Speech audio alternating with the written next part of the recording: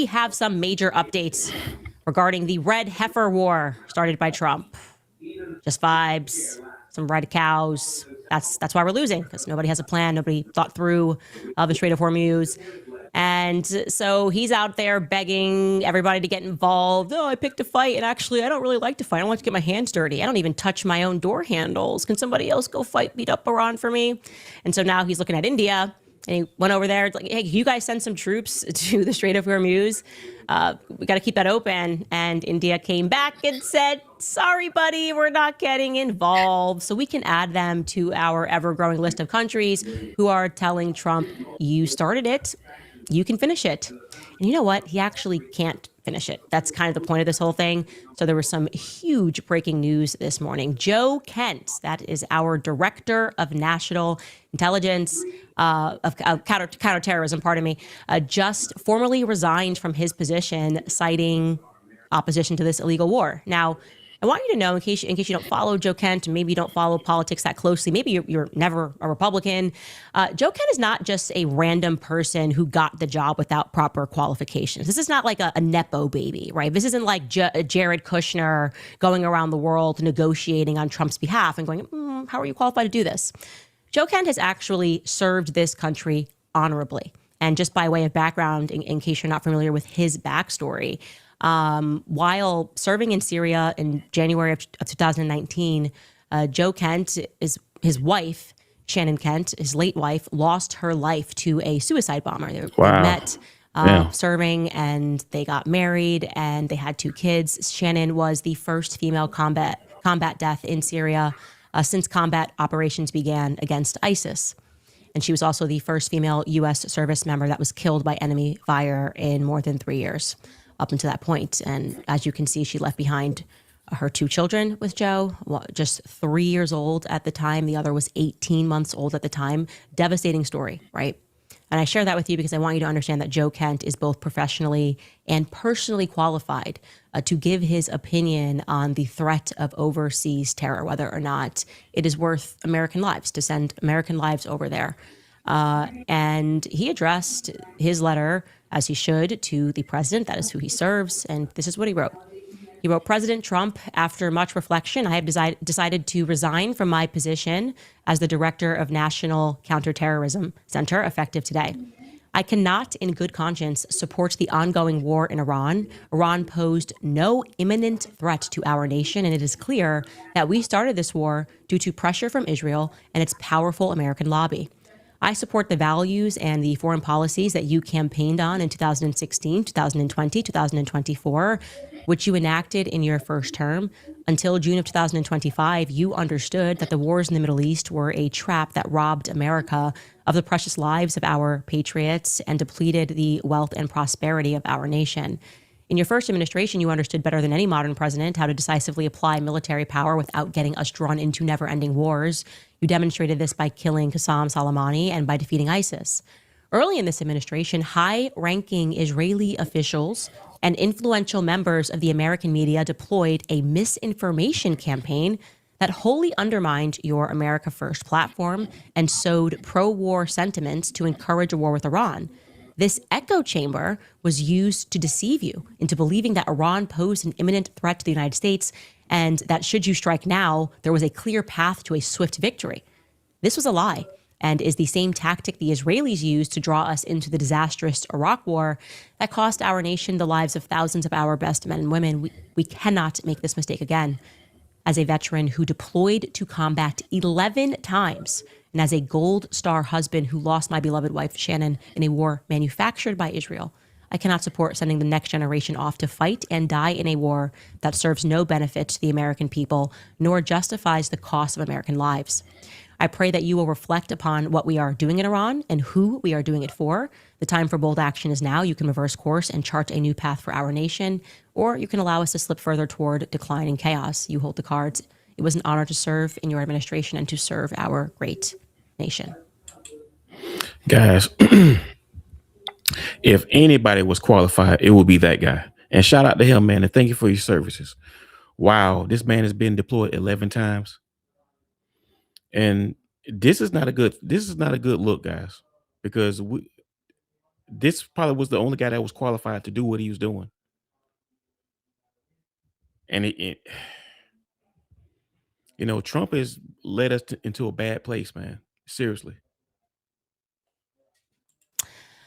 Yeah, this is a very big deal. Yes, It it is a is. very big deal. It is remarkable. It is brave. It is the honorable thing to do. It is why I have been also signaling to troops, this is you should not serve. They don't care about your life. It's very obvious. Apparently. You can legally and conscientiously object to a war. This is an illegal war. The entire world is responding to Trump and saying, this is an illegal war. Why are you doing this? And he is just saying, well, we're going to have it. This is what we do. We bomb Muslim children. And so listening to that and listening to me tell you what Joe Kent's story and background is, literally his wife paid the ultimate sacrifice. You would imagine that President Trump would take this seriously, right? So I'll ask you rhetorically, how do you think President Donald Trump responded to this public resignation? Right? How do you think Trump views someone who served 11 combat tours overseas, whose wife gave the ultimate sacrifice to this nation? Okay, I'll let you take a listen to how he responded. Your director of national counterterrorism, Joe Kent, he just resigned today. He said he can't support your conflict with Iran. What's your reaction to that? And did you? Well, I read his statement. I always thought he was a nice guy, but I always thought he was weak on security, very weak on security. I didn't know him well, but I thought he seemed like a pretty nice guy.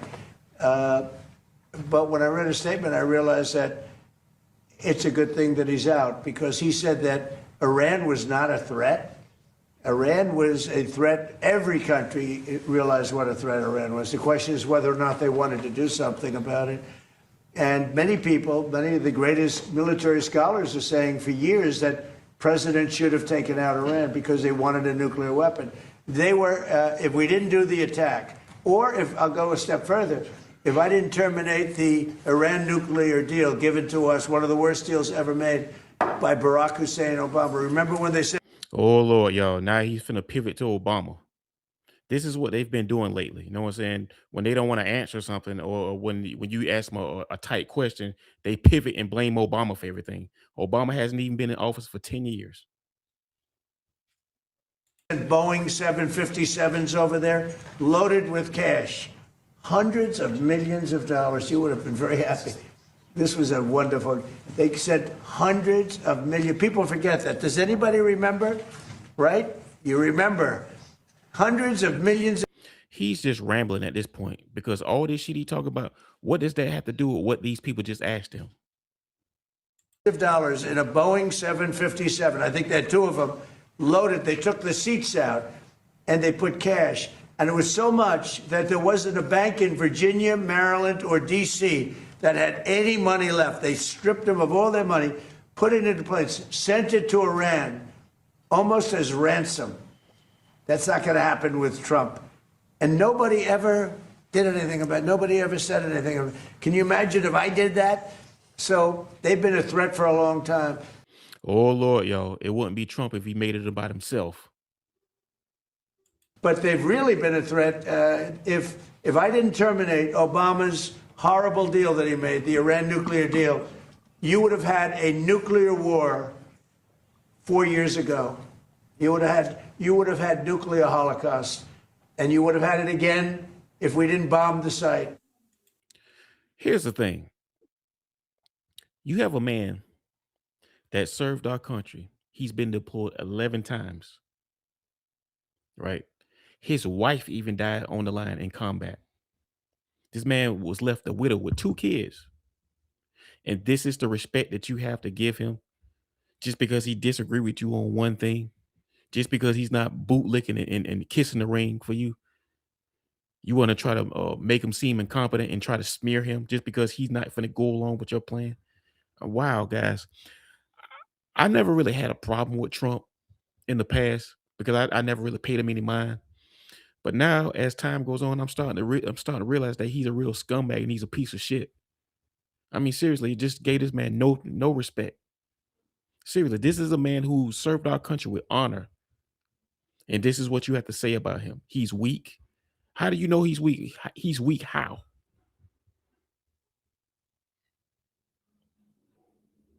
And then he just pivoted and he went on this babbling spree and he was blaming Obama for everything.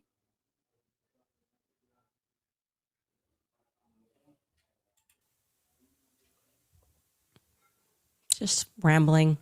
First and foremost, calling somebody who's been deployed 11 times weak Yes.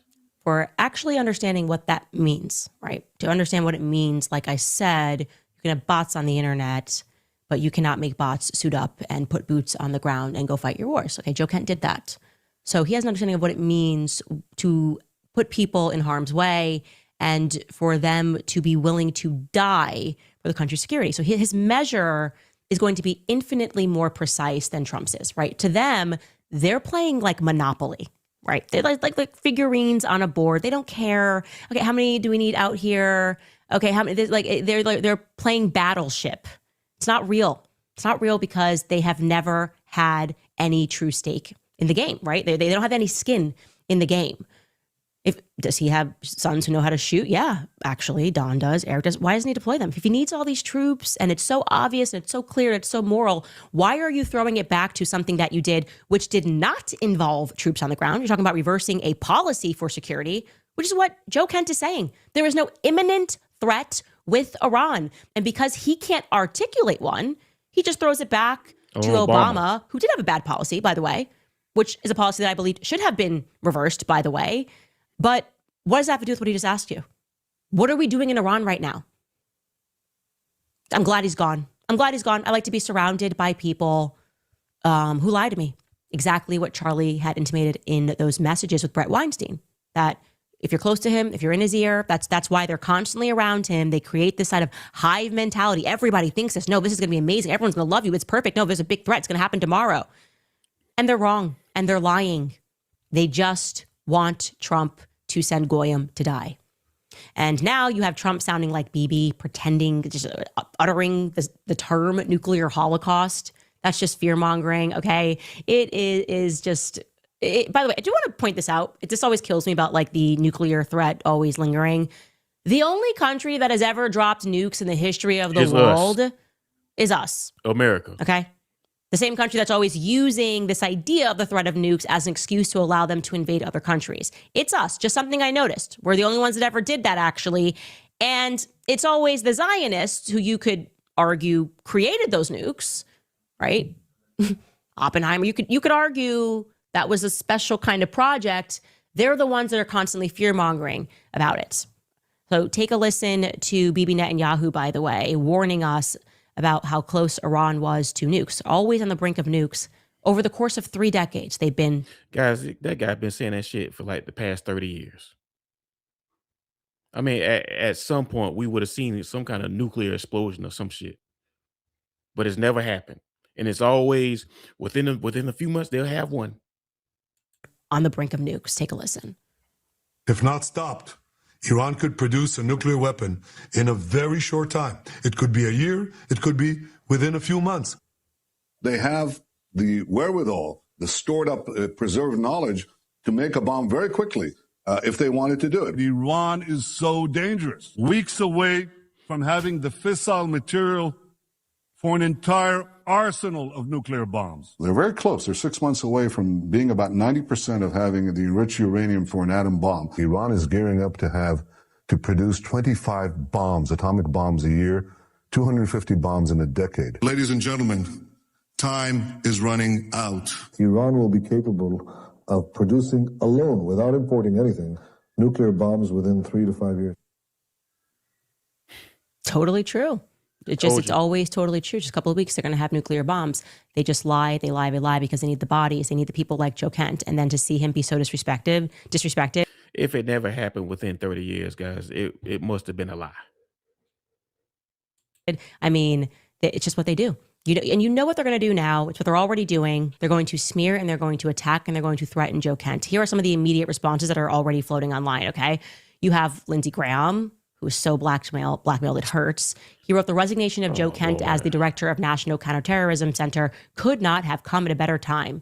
What? Like, in his statement explaining why he's resigning in protest, Mr. Kent is echoing the Democratic talking point. Do you think Lindsey Graham would have told that man that shit to his face? Guys, Lindsey Graham is like the most moist dude in politics. I guarantee you, Lindsey Graham has never been in a fist fight in his life. None of these people that's going to be criticizing him has probably ever been in a fist fight in their motherfucking life. Which are devoid of fact or evidence. Hopefully, the person replacing Mr. Kent will have a better understanding of the threats presented by the Iranian regime. Okay.